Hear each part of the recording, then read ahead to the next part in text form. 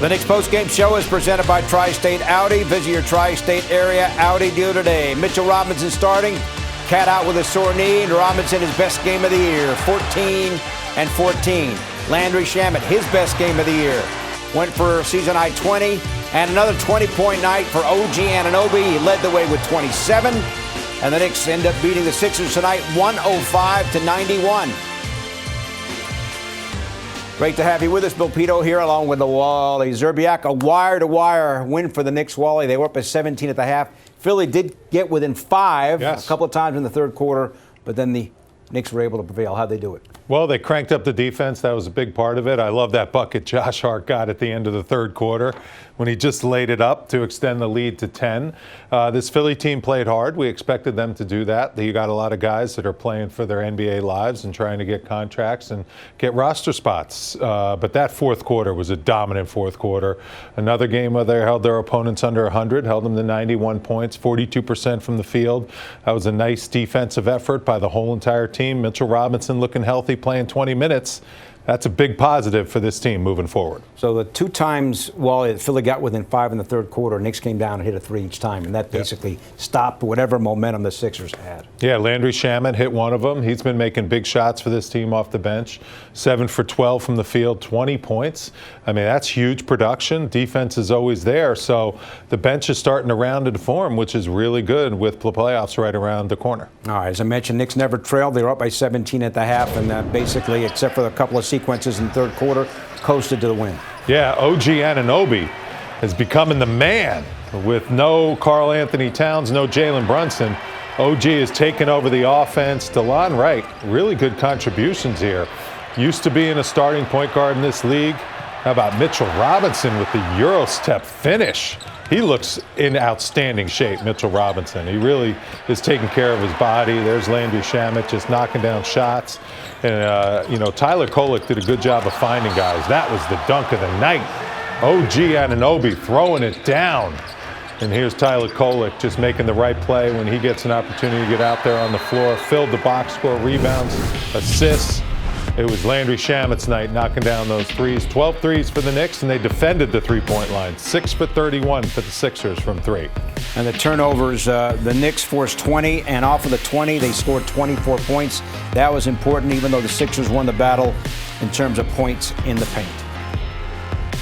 Here now with Landry Shamet. Landry, thanks so much for stopping by, and congrats on a great game. Season high 20 for you tonight. What was the key to your great play? My teammates were finding me. I have the easy part, just making open shots. So, my teammates we were moving the ball. My job just to try to find some space, and they were finding me, and just shots went in. Now you have double figures for 4 of your last 5 games after only having double figures for one of your previous 17. What's been the difference in how you've been able to increase your productivity here of late? Not thinking, and we're headed down the home stretch right now. So I think all of us are honed in on just trying to clean up the things we can clean up, keeping it team oriented first, figure things out on the defensive end, and letting things carry on the other side. So that's been my approach, all of our approaches collectively, and I think we're doing a good job building on some of that stuff. You guys were up 17 at the half. They cut it in the third quarter to 5 a couple of times. How did you guys then turn it around and end up blowing them out? They're a hard-playing young team. They're not going to go away. All those guys have something to prove, and those teams. A lot of people don't realize that they deserve a lot of respect and credit in these games. So they weren't going away. We just had to keep playing hard, weather some of their runs. They're going to make shots, and we were able to weather some of their runs. Thank you, Landry, for stopping by. Congrats on a great game. Appreciate it. Wally Shamet, 6 of 11 from downtown. The 6 made threes this season high. He's now 16 for his last 35 from deep. I like that. High percentage efficiency. 6 threes. That's a lot of threes off the bench. That's impressive. They have lacked a knockdown shooter off the bench. Maybe he'll be in the playoffs. Deuce McBride knocks down shots. Campaign knocks down shots. Come on, Bill Pito. Not like this. Okay. Not like this. Well, this he is has been fantastic in 4 of his last 5 games. I agree. This is at a level that they haven't had. This is good to add another guy into the mix. I completely agree. Outstanding game. I love the 34 minutes that he garnered and earned. That's a lot of minutes, and he produced big time. Also, DeLon Wright has been excellent. In his last 3 games, he started each of the last 3, and he is almost averaging 10 points per start. We talked about in the pregame, Guy comes in basically out of nowhere. It's his 10th team and his 10th year. What about the challenge for him to be able to contribute now in 3 straight games like this? Well, when you're a veteran coming in to play with a veteran team, it makes it a lot easier because you know the NBA game and you know every team and opponent that you're playing. And then you add him to a coaching staff that does a great job of prepping guys and watching film and catching guys up on off days when they're not playing. As a result, he's been completely ready to contribute right away. All right, Monica McNutt, as always, called the game on the radio on ESPN New York. So, Monica, you got 27 from OG Anunoby, attempts a career-high 13 free throws.